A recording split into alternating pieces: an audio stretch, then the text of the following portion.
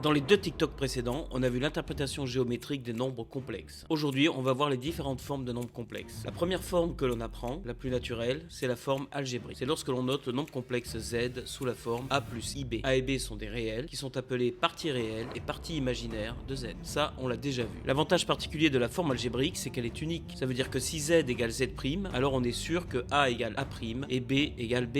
Ce qu'on a vu aussi, c'est qu'on définit le module et l'argument d'un nombre complexe. Si tu as oublié, retourne voir nombre complexe partie 1. Et ça va nous être utile aujourd'hui, alors on va par exemple noter r égale module de z et θ égale argument de z. Une deuxième forme pour les nombres complexes est la forme trigonométrique. Elle s'appelle comme ça parce qu'elle fait intervenir les fonctions sinus et cosinus. Le même nombre complexe z dont on parlait plus haut peut s'écrire aussi sous la forme r facteur de cosinus θ plus i sinus θ.